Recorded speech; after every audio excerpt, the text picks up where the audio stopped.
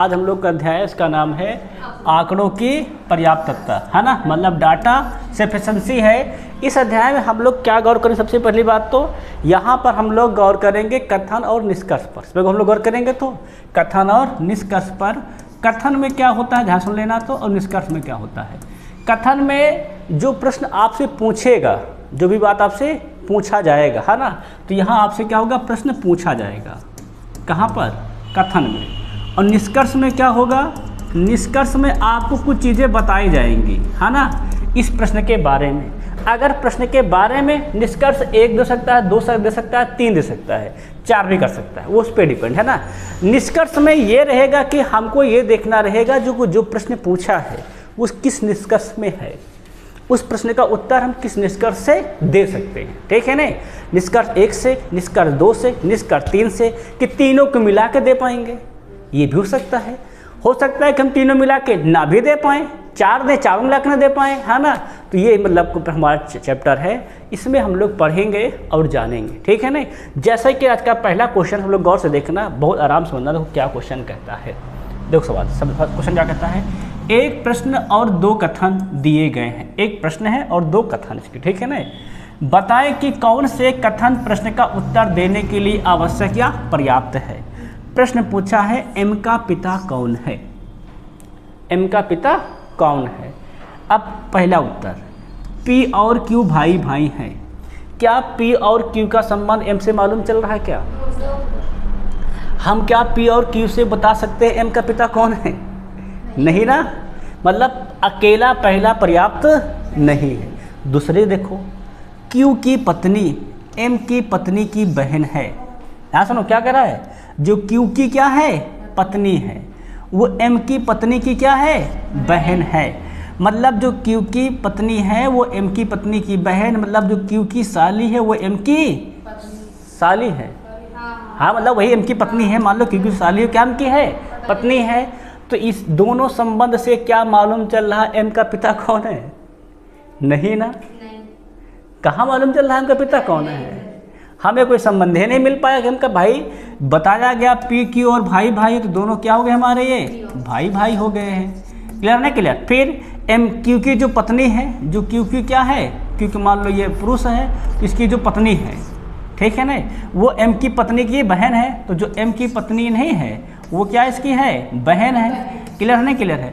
तो हमें ये बताना है एम का पिता, तो यहाँ पिता तो मालूम नहीं चल रहा है कौन पिता है। तो ना 1 पर्याप्त है, ना ही 2 पर्याप्त है, मतलब दोनों पर्याप्त भी नहीं है। तो उत्तर क्या हो जाएगा हमारा, कथन 1 और दोनों पर्याप्त नहीं। क्लियर नहीं क्लियर है भाई? एक अकेला तो नहीं पर्याप्त, दोनों मिलके भी पर्याप्त नहीं हो पा रहे हैं। पिता कौन पूछा, पिता कौन है, कहाँ मालूम चल रहा है पिता कौन है? जब मालूम चल रहा है पिता कौन है तो क्या हो जाएगा, दोनों कथन हमारे अपर्याप्त हैं। क्लियर है कि नहीं क्लियर सबका? सबके बाद प्रश्न नंबर 1 में समझ में आ गया कि नहीं आ गया? अगर 1 समझ गए हो, जरा 2 देखो।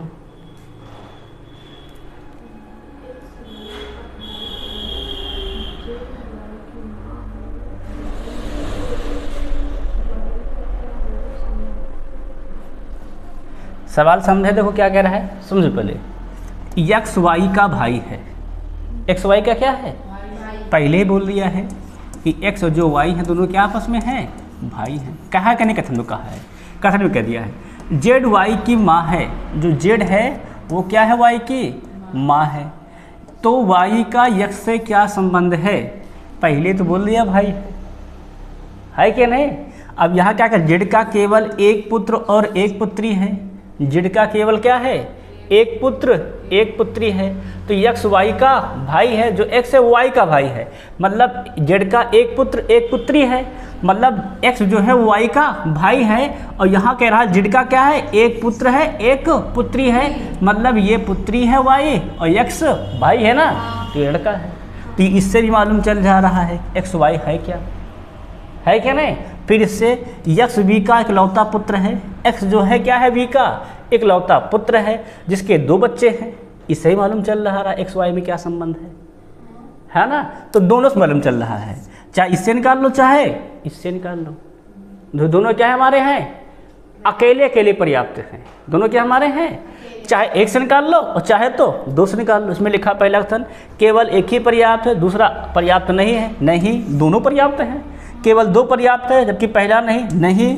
या तो एक अकेला कथन वन या अकेला कथन दो पर्याप्त है, ये सही है ना। दोनों एक साथ पर्याप्त है नहीं भाई, वो अकेले अकेले पर्याप्त है। वो अकेले बता दे रहा, पहले वही पता है भाई बहन है तो पहले कह दिया है ना। अब या इससे संबंध से निकाल ले, चाहे इस संबंध से निकाल ले, तो क्या हमारा है, अकेला एक भी पर्याप्त है और अकेला दो भी पर्याप्त है। तो ऑप्शन कौन सा हो जाएगा हमारा, सी नंबर। बात समझ आई कि नहीं बुरी आई? अगर ये बात समझ में देखो आगे तो इसको देखो जरा,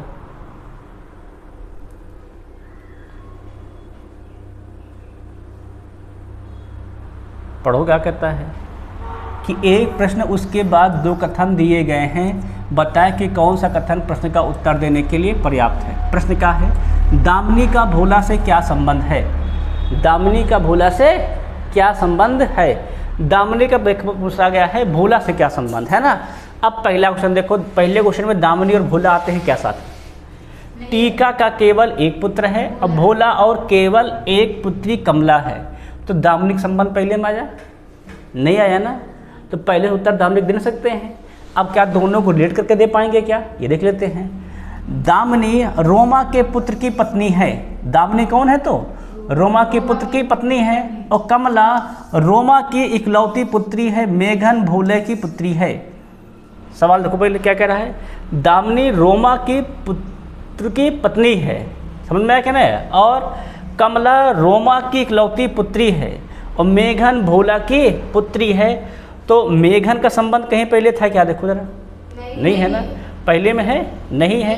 तो दामिनी का अलग दे रखा है और भोला का देखो तो अलग दे रखा है। देखो सवाल में तो मेघन भोला की पुत्री है और मेघन कहीं लिखा है क्या, नहीं लिखा है। और जबकि दामिनी दे रखा है रोमा की पुत्री है और कमला रोमा की इकलौती पुत्री है, तो मेघन कमला का देखो दे रखा है, यहीं कमला लिखा होता तो एक बार वंशवास हो सकती थी। परंतु दोनों प्रश्न में हम क्या देख पा रहे हैं कि दोनों प्रश्न में दामिनी और भोला का कोई संबंध हमको नहीं मिल पा रहा है। देखो तो भाई दामिनी रोमा के पुत्र की पत्नी है, रोमा के पुत्र की पत्नी है ना, और कमला रोमा की इकलौती पुत्री है, तो मेघन भोला की पुत्री है। तो मेघन का संबंध ही नहीं दामिनी से कहीं, तो ना भोला का संबंध कहीं दामिनी से बताया गया है, तो दामिनी का भोला से क्या संबंध है, ये दोनों बता पा रहे हैं क्या, नहीं बता पा रहे हैं ना। तो क्या टिक कर देंगे, कथन एक और दोनों एक साथ मिलकर प्रश्न का उत्तर देने के लिए पर्याप्त नहीं है भैया, दोनों मिलकर भी नहीं है और ना ही अकेले अकेले है। बात समझ में कि नहीं आई भाई, ना यहाँ दामिनी कोई संबंध आ रहा है, ना यहाँ दामिनी का भोला से कोई संबंध आ रहा है। बात समझ में क्या कही, तो क्या हो जाएगा हमारा ऑप्शन नंबर डी से जाएगा। अगर ये क्वेश्चन देखो हो गया है तो अगला देखो जरा,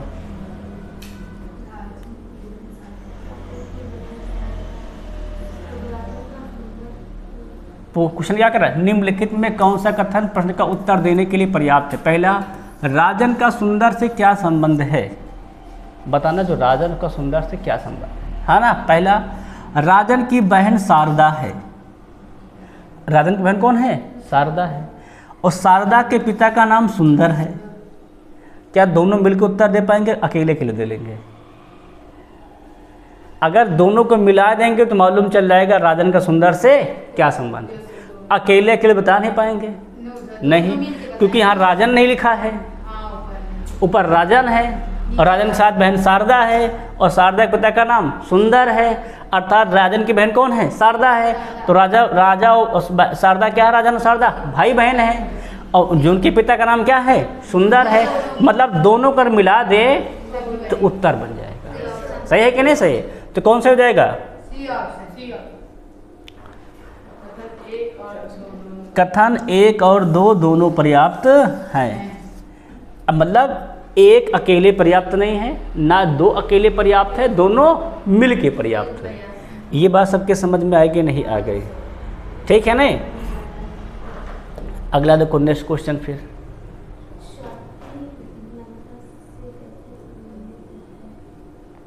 पढ़ो क्या कहता है, स्वाति नमिता से कैसे संबंधित है। क्या मतलब क्या है, स्वाति नमिता से कैसे संबंधित है। अब पढ़ते जाओ, देखो संबंध कौन बता पा रहा है। स्वाति का पति नम्रता की माँ का इकलौता पुत्र है। यहाँ से मालूम चल रहा है खुद ही, है ना। स्वाति नम्रता से कैसे संबंधित है पूछा गया है। यहाँ क्या कर रहा है, स्वाति का जो पति है वो नम्रता की माँ का इकलौता पुत्र है, मतलब दोनों क्या हैं, पति पत्नी है। देखो तो स्वाति का जो पति है ना, वो नम्रता की माँ का इकलौता पुत्र है, तो स्वाति नम्रता की क्या कहलाएगी, ननंद भाभी। पहले से बता सकते हैं हम लोग, अब दूसरा भी देख लेते हैं कैसे बता पाएंगे क्या। फिर अगला देखो तो स्वाति का भाई, स्वाति का भाई है ना, और नम्रता का पति चचेरे भाई में मेरे भाई हैं। इससे भी मालूम चल जाएगा स्वाति नम्रता में क्या संबंध है ना। मतलब इससे भी मालूम चल सकता है और इससे ही मालूम चल सकता है ना। तो क्या हो जाएगा पुत्र, देखो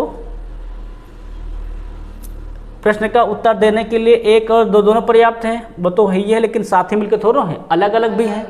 दिए गए प्रश्न का उत्तर देने के लिए दो अकेला पर्याप्त है, एक नहीं गलत। दिए गए प्रश्न का उत्तर देने के लिए एक या दो पर्याप्त हैं, या तो एक या तो दो। हाँ ये सही हो जाएगा, चाहे आप या एक से कर लो और चाहे आप दो से कर लो। क्लियर है कि नहीं क्लियर है भाई।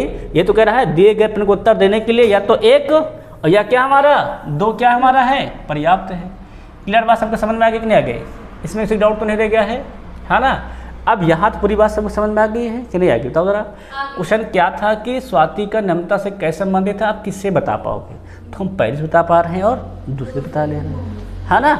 अगर हम दोनों बता रहे क्या हमारे हैं, दोनों विकल्प सही हो सकते हैं। क्लियर है, क्लियर है। तो ये क्वेश्चन समझ में आ गया है।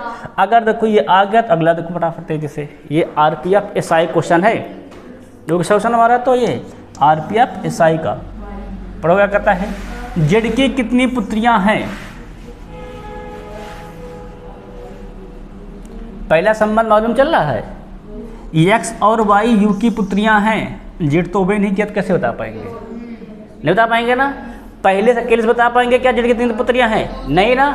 दूसरे से देखो क्या कह रहा है, V X का भाई है और जेड का पुत्र है ना। देखो क्या कह रहा है, V X का भाई है ना, और जेड का पुत्र है। जो V है वो X का क्या है, भाई है, और जेड क्या का है, पुत्र है। ध्यान समझो पहले। और यहाँ क्या बोला गया है, X और Y U की पुत्रियां हैं, है क्या नहीं।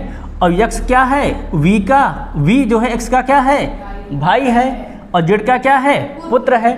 अगर दोनों को मिला देंगे तब जाके मालूम चल पाएगा कितनी पुत्रियां हैं। यहाँ पर एक भाई हो गया, एक ही तो पुत्री कहलाएगी, सही है कि नहीं सही है। पर यहाँ हमको पता क्या, X और Y क्या U की पुत्रियां हैं, अर्थात U और जेड क्या हैं, पति पत्नी हैं। U और जेड क्या हमारे हैं, पति पत्नी हैं। तो दोनों मिलाने में क्या मालूम चल जाएगा, जेड की कितनी पुत्रियां हैं, तो दो पुत्रियां हैं, X और Y। क्लियर है कि नहीं क्लियर है। अगर यहाँ से मालूम चल जाएगा, कब मालूम चलेगा, ये दोनों का आपस में मिलाएंगे तो क्या हो जाएगा, एक और दो दोनों एक साथ पर्याप्त है, पहले से ही हो जाएगा। अकेले अकेले दोनों पर्याप्त हैं, एक साथ पर्याप्त हैं। सही बात है कि नहीं बात है भाई। अकेले अकेले पर्याप्त हो रहे हैं, एक साथ पर्याप्त है ना। अब देखो नेक्स्ट क्वेश्चन जैसे लिखा है, X का Y से क्या संबंध है।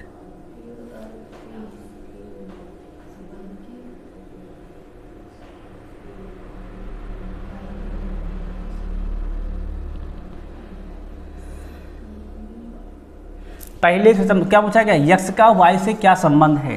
Y की दो बहनें हैं, कौन कौन देखो, U और V। जो Y उसकी दो बहनें हैं, कौन कौन देखो हैं, तो एक है U, अगले कौन हमारे देखो है तो है V। फिर क्या कह रहा है, X की माँ U के पिता की बहन है। जो X की माँ है वो क्या है, U के पिता की बहन है। जो U के पिता है, मतलब जो पिता है, पिता है ना, U के पिता की कौन है, बहन है, X। इसके बहन कौन है हमारी है, तो X इसकी बहन है, ये बहन का संबंध है ना। तो हम बता पाएंगे Y का X से क्या संबंध है। भाई ये इसके भी पिता है और इसकी बहन है, तो क्या कहलाएगा, इसकी बुआ। संबंध कैसे निकाल पाएंगे, जब दोनों को मिलाएंगे कि अकेले बता ले जाएंगे, दोनों को मिलाने के बाद, है ना। तभी तो Y का U से Y से V संबंध मिल जाएगा, और इसको मिला देंगे तो पूरा मिल जाएगा। तो क्लियर हुआ कि नहीं क्लियर हुआ? तो कब मिलेगा संबंध? जब दोनों को मिला देंगे। कहाँ लिखा है? बी ऑप्शन, 1 और 2 दोनों एक साथ पर्याप्त है, अकेले अकेला पर्याप्त कोई नहीं। बात समझ में पूरी आ रही है कि नहीं आ रही? आप क्वेश्चन देखो, एकदम इससे क्वेश्चन है पेपर में आते हैं। अब इसको देखो जरा एक बार,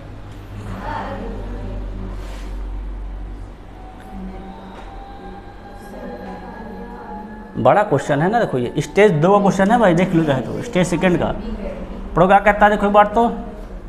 शमिता, तान्या और रेखा में से कौन सबसे छोटी है? समझ में आया क्या? नहीं यार, बताना कौन सबसे छोटी है। बड़ा कर देगा थोड़ा सा इसको। अब दिखाई दे रहा है सबको, है ना? अब देखो जरा, समता, तान्या और रेखा में कौन सबसे छोटी है, ये हमें पता लगाना है। पहले देखो जरा, शमिता रेखा से लंबी है। शमिता क्या रेखा से है? लंबी है।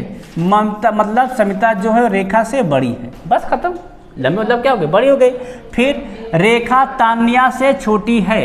रेखा जो है क्या तान्या से छोटी है। देखो अब ध्यान रखो, शमिता रेखा से लंबी है, मतलब समता भी रेखा से बड़ी है, और तान्या से क्या है? रेखा छोटी है, मतलब तान्या भी क्या रेखा से है? बड़ी है। हमको मालूम मिल गया, मतलब तान्या भी क्या रेखा से है? बड़ी है। ये दोनों बड़ी है कि नहीं बड़ी रेखा से? सब छोटा कौन हो गया? रेखा। पहले से मालूम चल गया है क्या? दूसरे से मालूम चल जाएगा क्या? पढ़ते जाए, पूरे गुड़िया देख तो ले। रेखा सुरभि से छोटी है। सुरभि जो है ना, सुरभि से छोटी कौन है? रेखा है। फिर सुरभि है, ठीक से बताऊँ। फिर आगे सुरभि समिता से लंबी है।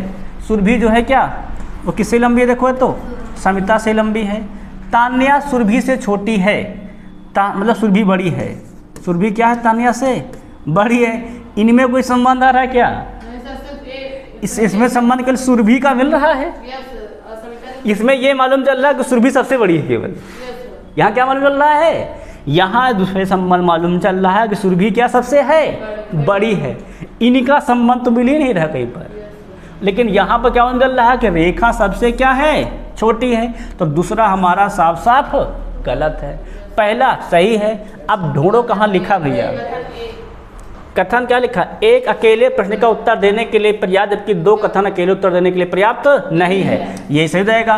और कहाँ लिखा है? ए सी में लिखा है ना, इसलिए बड़ा क्वेश्चन हो गया भाई। ये स्टेज 2 क्वेश्चन है ना। ये एनटीपी से स्टेज 2 देखो आप लोगों ने सॉल्व कर लिया है आसानी से। आप देखिए जरा नेक्स्ट क्वेश्चन, है ना? समझ में रखने वाला है एकदम से, है ना? अब इसको पढ़ोरा क्या कर रहा है? एक प्रश्न उसके बाद 2 कथन दिए गए हैं, बताएं कौन सा प्रश्न का उत्तर देने के लिए पर्याप्त है।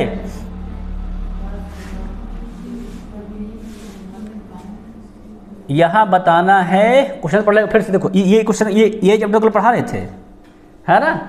क्या करा? उत्तर की ओर मुख करके खड़े सैनिकों के एक पंक्ति में विलियम और डेविड के बीच कितने सैनिक हैं? बताना जो विलियम और डेविड है इनके बीच कितने सैनिक हैं, है ना? पहला क्वेश्चन, विलियम पंक्ति के बाएं सिरे से 15वें स्थान पर है, तो क्या आप पहले से हम बता पाएंगे क्या कितने लोग हैं? नहीं बता पाएंगे ना।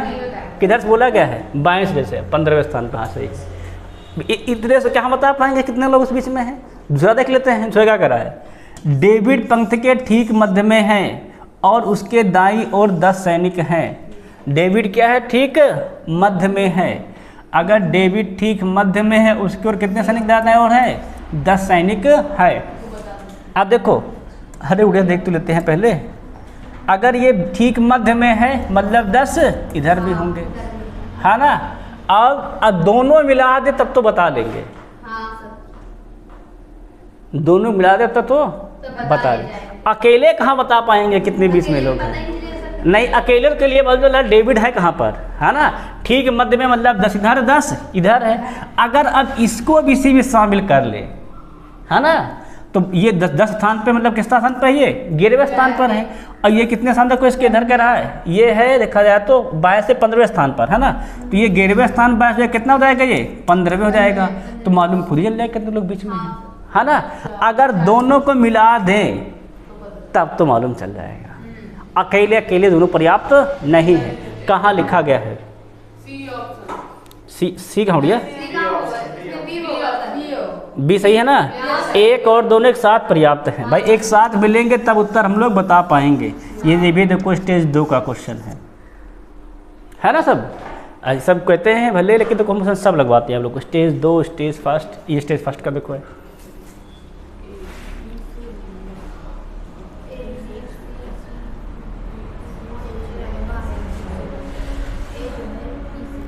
क्वेश्चन पढ़ लो जरा, एक बार देख लो, है ना। क्या लिखा है, ABCDE में कौन सबसे छोटा है बताना है। पहला संबंध A E से लंबा है लेकिन D से छोटा है। जो A है वो क्या है, E से लंबा है लेकिन D से क्या है, छोटा है। क्या इतने से मालूम चल गया क्या कौन सबसे छोटा है? नहीं ना भाई, जब तक पांचों व्यक्ति एक समीकरण में ना घुस जाएं तब तक हम नहीं बता सकते कौन छोटा कौन बड़ा है। दूसरा देखो फिर क्या लिखा है, B C से छोटा है लेकिन E से लंबा है। जो B है वो क्या है हमारा है, C से छोटा है मतलब सीधा है, और ये भी क्या E से है, लंबा है ना। क्या पांचों लोग आगे क्या इसमें? कहाँ नहीं उड़िया है, देखो D A E आगे, C B E आ गया है। इस दोनों समीकरण के अनुसार सबसे छोटा कौन हमारा देखो तो है E है क्या नहीं। मतलब अगर 1 और 2 मिला दे तो बात बन जाएगी, है ना। अब C का देखो तो भाई इसी दोनों से मालूम चल जाएगा। क्या C से मालूम चल जाएगा क्या? D C से लंबा है, जो D है वो क्या है, C से लंबा है।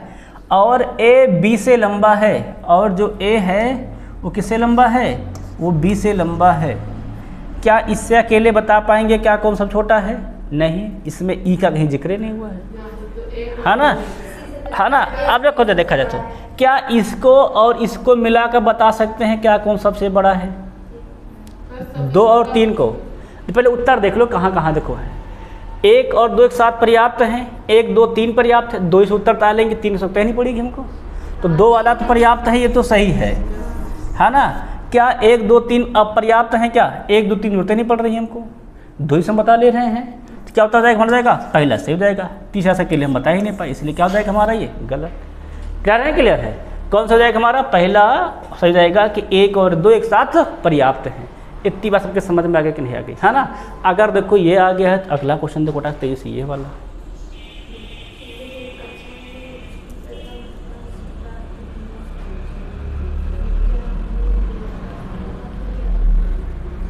पढ़ो क्या कहता है क्वेश्चन, समझ में क्या रहा है। इनमें से किसने कक्षा में प्रथम स्थान प्राप्त किया, ये बताना है ना। पहली बात, श्रीजा ने दूसरा स्थान प्राप्त किया, श्रीजा का मालूम चल गया है। कौन सा श्रीजा हमारी है तो सेकंड प्लेस पर है। अमन का स्थान श्रीजा के एक स्थान नीचे है। ओहो, अमन मतलब थर्ड पर है ना। अभी तो मालूम चल भी नहीं क्या कौन पहले पे है। अकेले अकेले दोनों पर्याप्त नहीं है, अकेले अकेले दोनों पर्याप्त नहीं है। तीसरा देखो, रोहित का स्थान अमन से ऊपर और बेहतर है। रोहित फिर कहाँ जाएगा, सबसे ऊपर ला जाएगा फिर, तो पहला कौन जाएगा, रोहित हो जाएगा। तो हम किसको देख के उत्तर बता पाए, तीनों को देख करके, है ना। तीनों को जब मिला पाए तब उत्तर बता पाए। तो कहाँ लिखा उड़िया ये बात,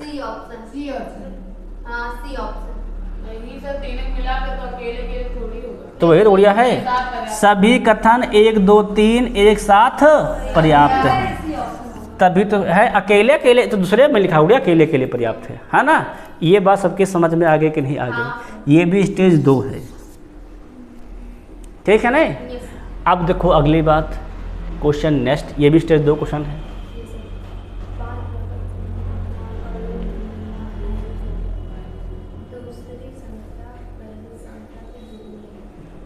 सवाल कर लो, 5 प्राकृत सम संख्याओं का योग कितना है, इससे हम बता पाएंगे।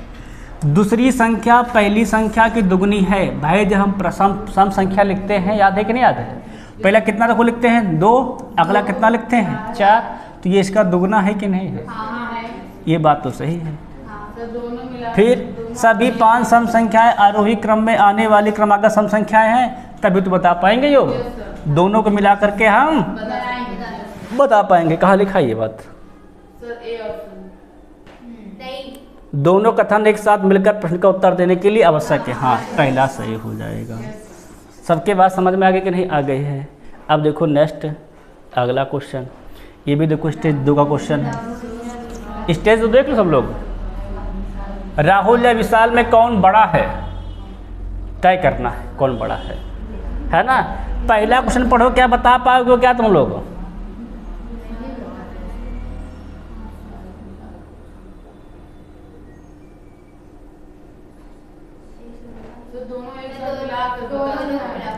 पढ़े देखो क्या पूछा क्या है, राहुल या विशाल में कौन बड़ा है ना, ये बताना है विशाल बड़ा है कि राहुल बड़ा है। पहली बात, राहुल का जन्म 1987 में हुआ था, मतलब 1987 में, और वह विशाल की बहन से 5 वर्ष छोटा है। विशाल की बहन से छोटा, तो भी हमको यही नहीं बताया विशाल बड़ा है अपनी बहन से कि छोटा है।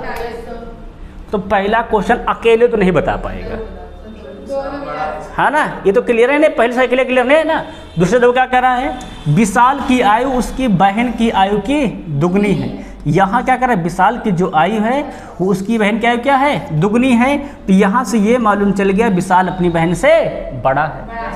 अगर जब ये मालूम चल गया उठा के यहाँ पर रख देंगे तो दोनों को मिलाने के बाद क्या मालूम चल जाएगा, कौन बड़ा है। तो दोनों को मिला के चलेगा ना, तो कहाँ लिखा है कि दोनों कथन एक साथ मिलने के बाद उत्तर देने के लिए आवश्यक है, नहीं तो उत्तर हमको इसको देखेंगे तब भी नहीं मालूम चल पाएगा, क्योंकि उस संबंधित वाला नहीं है, वो पहला संबंध मालूम चल जाएगा, दोनों को मिला देंगे तो मालूम हो जाएगा। इतनी बात सबको क्लियर हो गई नहीं क्लियर हो गई? अब ये अगर हो गया देखो तो नेक्स्ट क्वेश्चन देखो जरा।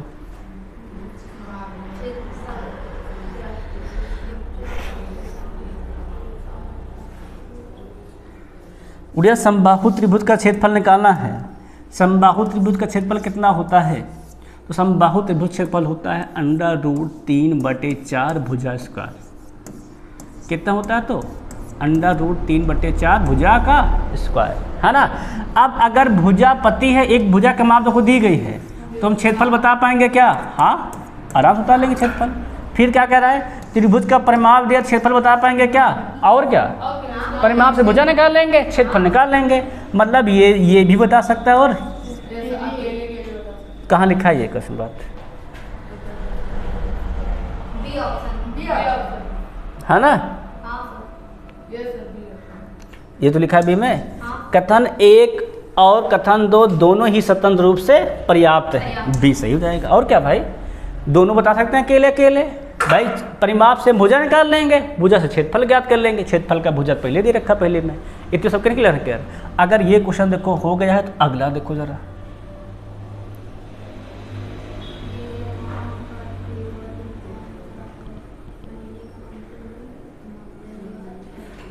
अगर सवाल क्या करा, दिए गए माह का 13वां दिन कौन सा है, बताना 13वां दिन कौन सा है। लिखा महीने का अंतिम दिन मंगलवार है। अगर अंतिम दिन मंगलवार, तुम क्या 13वां दिन बता पाएंगे क्या? नहीं बता पाएंगे भाई। महीना कितने का यही भी तो नहीं पता है भाई ना। महीना 28, 29, 30, 31 चारों होता है। अब महीना कितने का यही पता है, इसको तो भैया हम नहीं बता पाएंगे, इससे नहीं बता पाएंगे। फिर अगला क्या कर रहा है, महीने का 16वां दिन उस महीने का तीसरा शुक्रवार है।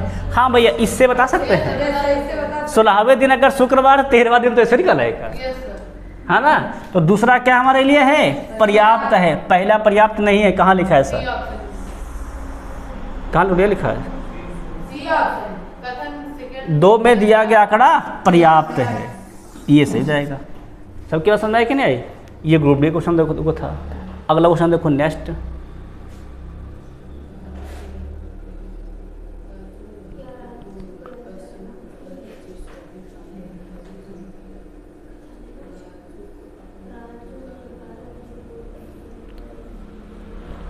सवाल क्या पूछा गया है, क्या राजू को यात्रा करना पसंद है? अब आप बता पाओ किससे संबंध, किससे मालूम चल जाए उसको यात्रा पसंद है। ठीक है, पूछा क्या है, क्या राजू को यात्रा करना पसंद है? तो किससे मालूम चली जाएगा कि राजू को यात्रा करना पसंद है ना। इस प्रश्न में पहला, राजू ने भारत के पूर्व, पश्चिम, उत्तर एवं दक्षिण सभी प्रांतों को दर्शन किया है, मतलब सगल घूमा है। इसका मतलब ये बता रहा है कि इसको यात्रा पसंद है। दूसरा देखो, राजू का देख ले ना, राजू को अपने दोस्तों के साथ रहना बहुत पसंद है। का जरूरी इसके दोस्त घूमते हो? तो ये तो गलत हो गया भाई। ये नहीं बता रहा है कि उसे घूमना पसंद है, उसे ये बता रहा है कि उसके दोस्तों का संग पसंद है, केवल उसे घूमना पसंद है ये नहीं बता रहा है। पहला होता रहा, तो कहाँ लिखा भाई साहब पहला वाले का उत्तर?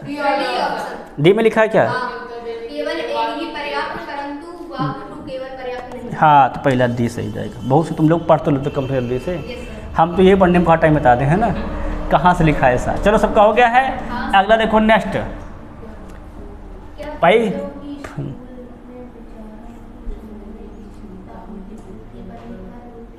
हाँ प्रश्न पढ़ो फिर उत्तर देखो कौन बच्चा उत्तर बता रहा है। प्रश्न क्या करा पढ़ाई पर?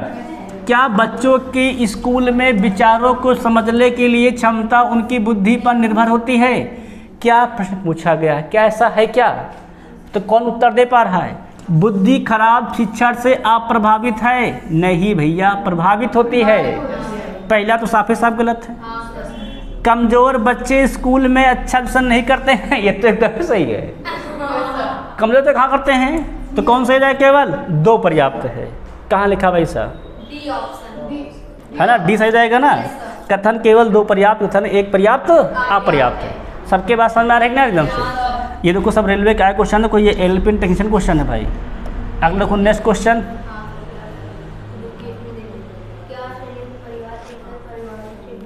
हाँ, ये प्रश्न पूछा गया है। अब आप उत्तर देखो कौन सही कह रहा है।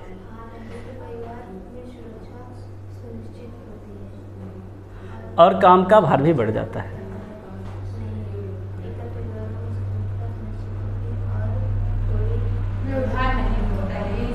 कौन सही है था? अभी तुम्हारे खुद के विचार हैं। पहली बार के पूछा क्या देखो, क्या संयुक्त परिवार एकल परिवार से बेहतर है? क्या संयुक्त परिवार एकल परिवार से बेहतर, तुमको बताना है। पहली बात, हाँ संयुक्त परिवारों में सुरक्षा सुनिश्चित होती है और काम का भार में भी बढ़ जाता है। ये तो सही भाई है ना, पहला तो बात सही है। दूसरा, नहीं एकल परिवारों में स्वतंत्रता सुनिश्चित होती है और कोई व्यवधान नहीं होता है। तो दोनों सही है, दोनों सही भाई, ये भी सही और ये भी सही है। मतलब ये भी बता सकता है और वो भी सकता है। क्या लिखा है? तर्क 1 और 2 दोनों पुष्ट हैं।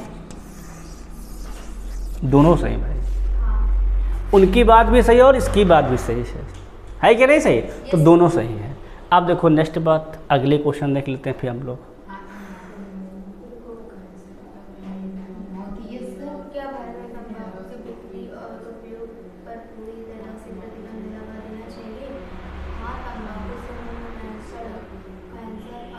बीमारियां होती हैं सर, दोनों सही।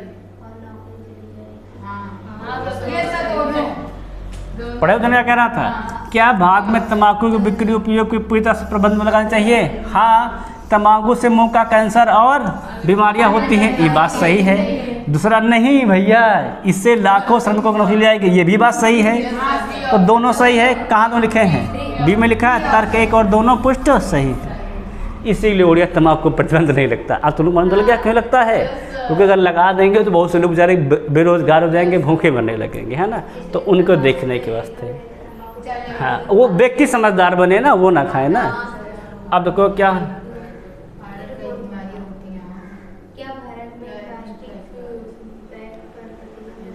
इसको समझो भाई।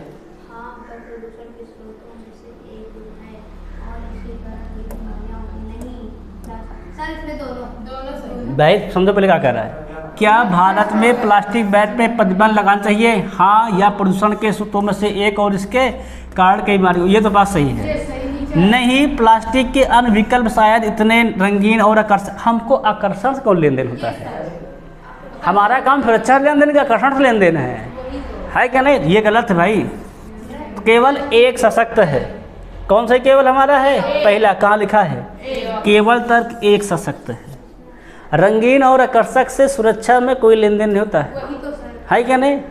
सुरक्षा देखो, हमारे आर्मी के जवान से बेचारे मुंह पे काली पोते रहते हैं, छुपे रहते हैं, तो वो रंगीन और चमकते हुए दिखाई देंगे तो बिहान गोली नहीं मारती जाएंगे भाई। वो सुरक्षा के दृष्टिकोण से है ना, तो सुरक्षा के दृष्टिकोण में रंगीन और आकर्षक से कोई काम नहीं होता है, ठीक है नहीं। हमको अपनी सेफ्टी पहले देखनी है। सबकी बात समझ में आई कि नहीं आई? अगला देखो नेक्स्ट क्वेश्चन जरा।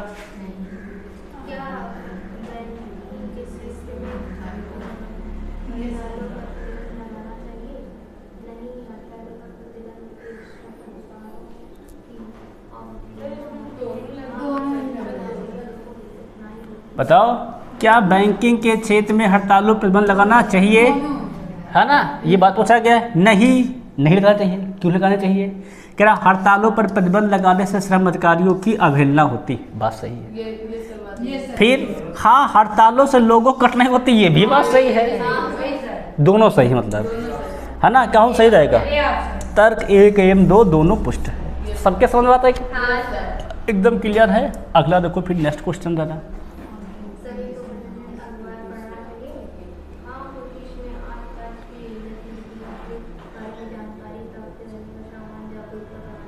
क्वेश्चन लोग देख रहे हो, पढ़ रहे हो?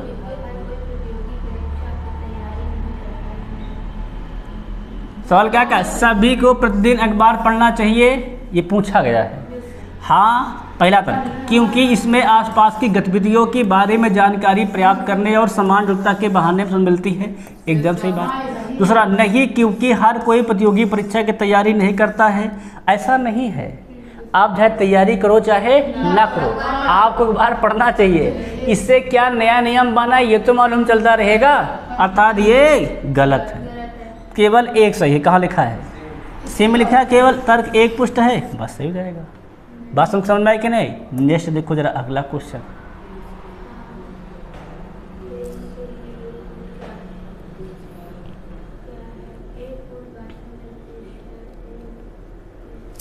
क्वेश्चन क्या रहा है? प्लीज के लिए कूट क्या है? समझो, देखो, एक कूट भाषा में प्लीज को हैव, प्लीज हैव को ली लिखा जाता है। तो क्या इससे बता पाएंगे क्या प्लीज को क्या लिखा गया है? नहीं। इससे देखो तो प्लीज कम को प्लीज आ लिखा जाता है, कैसे बता पाएंगे क्या? हाँ भाई, दोनों को मिला देंगे तो बता पाएंगे ना। इससे अकेले बता पाएंगे ना इससे अकेले बता पाएंगे। क्लियर नहीं? क्लियर। जब दोनों को मिला देंगे तो यहाँ प्लीज कामन, तो यहाँ क्या क्या दो कामन है? प्लिया कामन है, ये सही जाएगा। है कि नहीं? सही है। तो दोनों को मिलाएंगे तो बता पाएंगे, अकेले बता नहीं पाएंगे। तो कहाँ लिखा है? कथन 1 और 2 एक साथ पर्याप्त। सबके बात समझ में? देखो ये एसआई का क्वेश्चन था, है ना? अब देखो जरा नेक्स्ट क्वेश्चन अगला।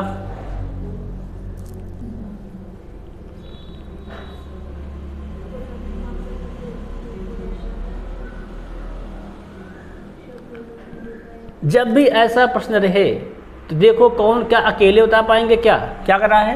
कूट भाषा में कौन शब्द गी को दर्शाता है? गी को बताता है। पढ़ो क्या कहता है? गिव मी सम टी को डी मीन टू के रूप में लिखा। क्या बता पाएगा? क्या अकेले बता पाएगा क्या ये? नहीं। फिर प्लीज गी को प्लीज डी के रूप में लिखा था, क्या बता पाएगा? क्या अकेले? नहीं। दोनों को मिला देंगे तो मालूम चल जाएगा, है ना? क्योंकि गिव गी यहाँ कामन है और यहाँ क्या क्या कामन देखो तो डी। तो दोनों को मिला पाएंगे तो बता पाएंगे। कौन सा हो जाएगा हमारा? D option. 1 और 2 दोनों पर्याप्त हैं। हाँ, दोनों मिलेंगे तभी पर्याप्त हो पाएगा। वो समझ में आ रहा है? क्या रहा है? सबको समझ में आ रहा है? नहीं आ रहा है? अब देखो सबके अगर आ रहा तो नेक्स्ट देखो जरा अगला। चमेली का रंग कैसा होता है? सफेद। हाँ, अब जिसका सफेद में कोड दिया गया, देख लो कहाँ दिया गया है।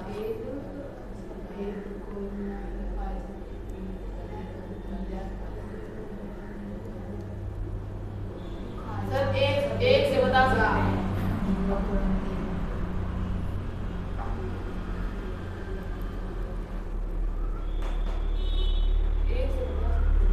देखो जरा, एक से भी बता सकते हैं। क्या 2 से बता पाएंगे क्या? नहीं, दोनों से बता देते हैं। दोनों नहीं, सर एक से बता। देखो सवाल क्या बोले, क्वेश्चन कहा है तो क्वेश्चन कहा है चमेली का रंग क्या है? नीले को सफ़ेद कहा जाता है। नीलू क्या आप लोग कहते हैं? सफ़ेद। फिर सफ़ेद को लाल कहा जाता है और लाल को पीला कहा जाता है। तो नीलो क्या कहा दिया गया है? सफ़ेद। और सफ़ेद को क्या कह दिया गया है? लाल। और लाल को क्या कहा गया है? पीला। चमेली का रंग कैसा होता है? सफ़ेद। सफ़ेद को क्या कहा गया है? लाल। तो जो लाल होगा वही क्या हो जाएगा हमारा? चमेली का। दूसरा देखो, पीले को बैगनी कहा जाता है। यहाँ देखो, पीले को क्या कहता है?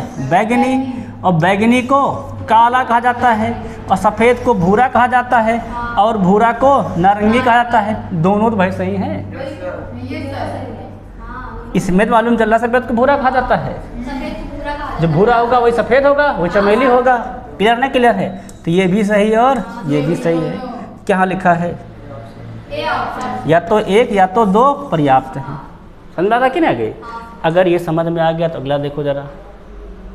बॉक्स में कुछ संख्या नीले पीले और सफेद नीले पीले सफेद। ये देखो आरपीएफ कांस्टेबल क्वेश्चन है भाई, बताओ। बॉक्स में कुछ नीले पीले कुछ सफ़ेद घन है, मतलब 3 रंग के घन है। पूछा क्या गया? अच्छा, बॉक्स में घनों की कुल संख्या बतानी है। तो बॉक्स में क्या कितने रंग हमारे? नीले पीले और सफ़ेद। मतलब अभी से अकेले उत्तर तो कितने घन है, ये तो कल रंगे तो आ रहा है, घन कितने में जा सकता है। फिर अगला, नीले घनों की संख्या पीले घन संख्या से दुगनी और सफ़ेद घन संख्या क्या है? 12 है।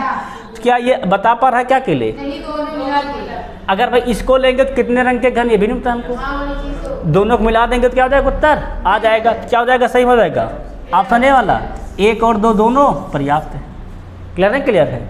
अगला क्वेश्चन देखो नेक्स्ट।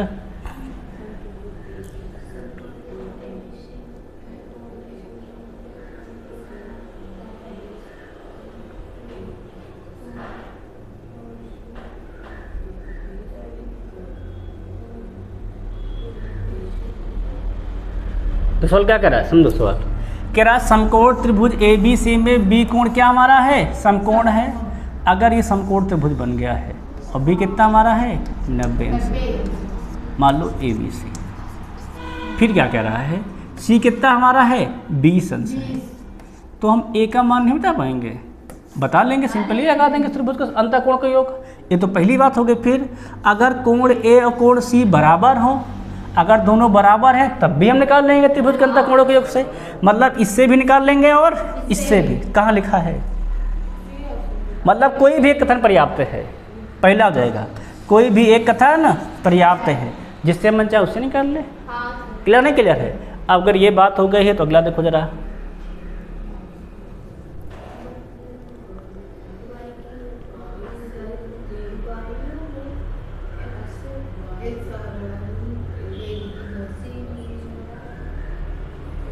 पढ़ोगे कहता देखो तो। पूछा गया है प्रश्न में वाई की वर्तमान आयु बताइए। क्या था ना? वाई की वर्तमान आयु। पढ़ो जरा। ये वर्तमान में यक्स वाई से 3 गुना बड़ा। यहाँ संबंध एक मिल रहा, लेकिन अकेले बता पाएगा क्या?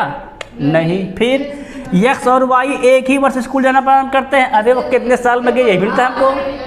अगली बात, 5 वर्ष बाद एक्स की आयु वाई से इतनी गुनी हो जाएगी। अगर 1 और 3 मिला दें तब तो उत्तर आ सकता है। 2 का कोई काम नहीं है। कहाँ लिखा है 1 और 3? डी में लिखा है। 1 और 3 कथन क्या हमारे हैं? पर्याप्त हैं। देखो ये आरपीएफ विषय क्वेश्चन सिंपली हल हो गया। अगला देखो नेक्स्ट। हमको भैया एक्स का मान बताना है। ए का मान दिया गया है, बी का दिया गया है, यहाँ संबंध दिया गया है। तो इससे अकेले बता पाएंगे एक्स का मान कितना है। अगर दोनों को मिला देंगे तब आंसर आ जाएगा। तो क्या लिखा है? दोनों कथन 1 और 2 पर्याप्त हैं। दोनों बता पाए, ये भी तो सही क्वेश्चन है। सबके बात समझ में आता आगे कि नहीं आ गई? है ना? एक क्वेश्चन लास्ट है बस के।